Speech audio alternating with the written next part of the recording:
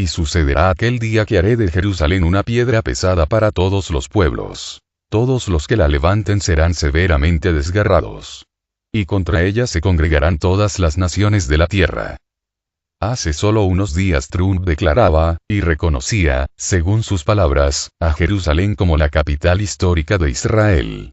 El hacerlo solo era reconocer lo obvio, decía, pues en Jerusalén siempre ha existido una comunidad judía permanente desde hace milenios, eso pese a las sucesivas invasiones extranjeras de Canaán y consiguientes diásporas del pueblo judío, pero aún así, ahí siempre ha habido una comunidad judía, ya sea poco numerosa o de gran tamaño, eso dependiendo del momento histórico, pero siempre ha habido judíos ahí desde que nació el pueblo hebreo y se asentó en esas tierras. Pero en realidad esta decisión de Trump es una decisión que ya se había tomado hace años, solo que cada presidente norteamericano en turno firmaba un documento que postergaba por 6 meses cada vez el traslado de la embajada estadounidense a Jerusalén. En 1989 Israel comenzó a arrendar a los Estados Unidos un terreno en Jerusalén para una nueva embajada. El arrendamiento de 99 años cuesta $1 por año. Pero hasta el día de hoy, el plan no se ha concretado y sigue siendo un campo vacío. En 1995, el Congreso de Estados Unidos aprobó una ley que exige que el país traslade la embajada de Tel Aviv a Jerusalén. Los proponentes dijeron que Estados Unidos debería respetar la elección de Israel de Jerusalén como su capital y reconocerla como tal. Entonces, ¿por qué la embajada aún no se ha trasladado? Todos los presidentes desde 1995, los presidentes Clinton, Bush y Obama, se han negado a trasladar la embajada, citando los intereses de seguridad nacional. Cada 6 meses, el presidente ha utilizado la exención presidencial para eludir el movimiento de la embajada. De esta manera, como podemos ver, el que Trump declare Jerusalén como capital de Israel es una decisión que ya se había tomado hace años, solo que no se había formalizado. Pero esta acción de Trump ha desatado una ola de histeria y rechazo en el mundo musulmán, no en todos los países, pero sí en algunos de ellos. Inclusive países tan alejados de la región y que no son árabes, pero sí de población que profesa mayoritariamente la religión islámica, como Malasia, han declarado su intención de luchar con las armas por mantener el estatus actual de Jerusalén. Pero no solo es Malasia, países tan cercanos a Washington, últimamente ya no pero sigue integrando la OTAN, como Turquía, han declarado que no permitirán la ocupación completa de Jerusalén por parte de Israel, inclusive si ello significa una guerra abierta con el gobierno de Tel Aviv. Pero Erdogan ha ido más lejos y ha calificado a Israel como un estado terrorista, ilegal y usurpador. De esta manera lo declaraba el presidente otomano. No dejaremos la suerte de Jerusalén en manos de un estado terrorista, asesino de niños, que no tiene otro objetivo que no sea la ocupación y el saqueo. Continuaremos decididamente nuestra lucha, dijo Erdogan. El mandatario destacó que por iniciativa de Ankara el 13 de diciembre en Estambul se realizará una reunión cumbre extraordinaria de los países de la OSI, Organización para la Cooperación Islámica, y ellos aprobarán un mapa de ruta que mostrará que realizar la decisión de Trump no será tan fácil.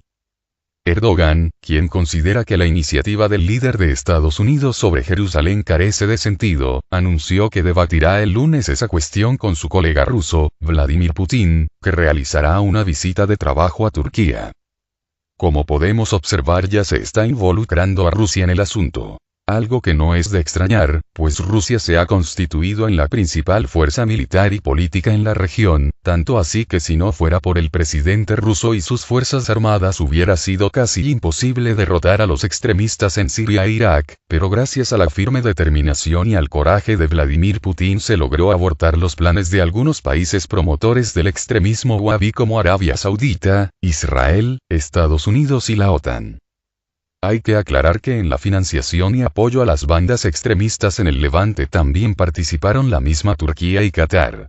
Países ambos que a día de hoy se están desmarcando de los países antes mencionados y se están acercando a Rusia, Irán y China, convergiendo posiciones en temas tan delicados como el combate al terrorismo internacional y en la creación de un nuevo orden geoestratégico y económico mundial. Por eso es que a fin de cuentas la última palabra la tendrá Rusia en el asunto, pues de ellos depende en gran medida la estabilidad de la región.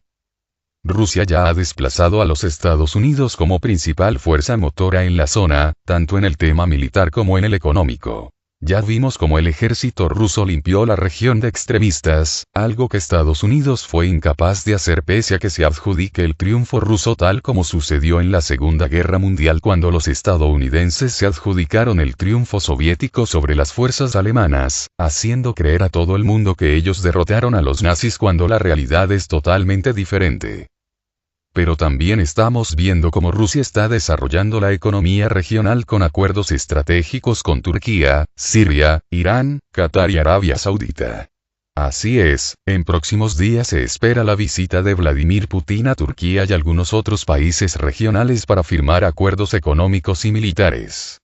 En el caso de Arabia Saudita ya sabemos que los rusos serán socios mayoritarios, junto con China, en el proyecto saudita de nueva economía llamado NEOM. Asimismo, tanto Rusia como China se convertirán en los accionistas extranjeros principales de la compañía petrolera estatal saudita Aramco. También hoy sabemos que China se apresta a desplegar varias unidades de fuerzas especiales en Siria para garantizar la paz y estabilidad en aquel país. Como vemos, el mapa político de Medio Oriente se transforma y los principales actores son Rusia, China, Turquía e Irán, constituyendo con ello un nuevo orden regional y global. Pero volviendo al tema de Jerusalén, como anticipé hace unos días, Trump con esa medida incendiaría el Medio Oriente. Y ya estamos viendo cómo lo está haciendo, pues inclusive ya se comienza a hablar de confrontación militar. Hamás y Fatah ya se han pronunciado por iniciar una nueva intifada. Mientras tanto tenemos a Turquía, Malasia y algunos otros países amenazando con una intervención militar. El caso de Turquía es especialmente interesante, pues hasta antes del anuncio de Trump Turquía e Israel mantenían buenas relaciones, pese a algunos problemas en el pasado como el incidente de la Flotilla de la Paz. Hechos donde fallecieron a manos de soldados israelíes 10 ciudadanos turcos, pero aún así restablecieron relaciones diplomáticas en el 2015. Pero después de las presentes declaraciones del presidente turco es un hecho que vuelven a romper relaciones diplomáticas y se sumergirán en una espiral de fricciones. Ante este panorama ya muchos comienzan a hablar del Armagedón y del cumplimiento de profecías. No sé si se desate el Armagedón, personalmente no lo creo, pero lo que sí sé es que sí se cumplen ciertas profecías con la presente situación. Básicamente las relacionadas con el regreso de Jerusalén a manos judías. Este tema no es exclusivo de los cristianos, básicamente de los evangélicos, pues también así es percibido por la comunidad judía, pues para ellos el reconocimiento de Jerusalén como capital de Israel representa el cumplimiento de antiguas profecías de la Torá y el Talmud, así como de profecías cabalísticas. En la Biblia se hace mención de varios conflictos que involucran a la ciudad de Jerusalén, conflictos futuros por supuesto. Así tenemos que en el libro de Daniel se hace mención de una guerra futura entre un rey del norte contra un rey del sur. Conflicto que se desarrolla en los alrededores de la antigua ciudad. Así los describe el profeta. Pero al cabo del tiempo el rey del sur contenderá con él. Y el rey del norte se levantará contra él como una tempestad, con carros y gente de a caballo, y muchas naves. Y entrará por las tierras, e inundará, y pasará. Entrará a la tierra gloriosa, y muchas provincias caerán. La tierra gloriosa no es otra que Israel, o como se conoce en estos tiempos, Palestina. También tenemos el llamado Armagedón que no es otra cosa que una guerra futura que se desarrollará en el valle de Megido, esto es, el valle de Armagedón. Este valle está cercano a la ciudad de Jerusalén. También el profeta Ezequiel menciona una futura guerra conocida como la guerra de Gog y Magog, guerra que muchos identifican con la guerra del Armagedón. Así la describe el profeta. Hijo de hombre, pon tu rostro contra Gog en tierra de Magog, príncipe soberano de Mesec y Tubal, y profetiza contra él, y di. Así ha dicho Jehová el Señor. He aquí, yo estoy contra ti, oh Gog, príncipe soberano de Mesec y Tubal. y te quebrantaré, y pondré garfios en tus quijadas, y te sacaré a ti y a todo tu ejército, caballos y jinetes, de todo en todo equipados, gran multitud con paveses y escudos, teniendo todos ellos espadas. Persia, Cus y Fut con ellos. Todos ellos con escudo y yelmo. Gomer, y todas sus tropas. La casa de Togarma, de los confines del norte, y todas sus tropas. Muchos pueblos contigo. Prepárate y apercíbete, tú y toda tu multitud que se ha reunido a ti, y sé tú su guarda. De aquí a muchos días serás visitado. Al cabo de años vendrás a la tierra salvada de la espada, recogida de muchos pueblos, a los montes de Israel, que siempre fueron una desolación. Mas fue sacada de las naciones, y todos ellos morarán confiadamente. En la guerra de Gog y Magog se mencionan a varias naciones que hoy podemos identificar plenamente, entre ellas tenemos a Gog en tierra de Magog. Generalmente a Gog se identifica con el gobernante de Magog, reino que no sería otro que Rusia. Yo creo que es así, pues tanto cristianos como judíos coinciden en este punto. En alguna ocasión se le preguntó al presidente actual de Israel, Benjamin Netanyahu, si creía que alguna vez se enfrentarían a Rusia y él contestó categóricamente que sí, pues lo mencionaba la Biblia. Persia serían los persas, es decir, Irán, Sudán e Irak. Cus es Etiopía. Libia es Libia. Gomer es Armenia. Gomer fue hijo de Jafet, mencionado en Génesis 10, 2. Actualmente es Armenia, Kosovo. Bet-Togarma es Turquía y los pueblos de habla turca de Asia Menor. Luego el texto afirma que muchos otros pueblos acompañarían a Gog, es decir, a Rusia. Saba y Dadán. Se refiere a Sudán y Somalia, ambos ubicados entre el este y noreste de África. Posteriormente el profeta menciona que Gog y su gente se abalanzan sobre el pueblo recogido de entre las naciones, que se hace de ganado y posesiones, que mora en la parte central de la tierra. Sin duda ese pueblo no es otro que Israel, pues Israel es un pueblo recogido de entre muchas naciones y también porque menciona que habita en la parte central de la tierra, otra referencia a Palestina y Jerusalén, pues a Jerusalén también se la llama el ombligo del mundo. Podemos observar cómo todas esas naciones se están reuniendo alrededor de Rusia, a la que podríamos identificar con Gog, pues se constituye en el príncipe de todos ellos, es decir, en su líder indiscutible. Personalmente creo que la guerra de Gog y Magog y la guerra del Armagedón son dos guerras distintas.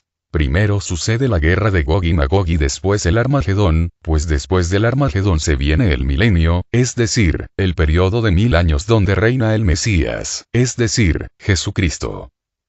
Pero la guerra del Armagedón se nos dice, por la Biblia, que es una lucha entre Israel y los reyes de Oriente. Sin duda una referencia a las potencias orientales encabezadas por China. En la Biblia se menciona a un ejército de 200 millones de seres humanos encabezados por el rey de Oriente, y sin duda solo esa región del mundo puede reunir un ejército de 200 millones de soldados. Hoy somos testigos del arribo de las fuerzas especiales chinas a Siria, mañana quizás seremos testigos del arribo de todo el ejército chino a esa región del mundo. Concluyendo. Sin duda somos testigos de hechos históricos que para muchos son trascendentales, pero no creo seamos testigos de un conflicto bélico de proporciones globales en los próximos años. Tal vez sí de un conflicto regional, pero no creo se extienda fuera de esa zona. Pero de lo que no hay duda es que si se diera ese caso, eso contribuiría de forma decisiva al próximo colapso económico mundial y al Armagedón financiero.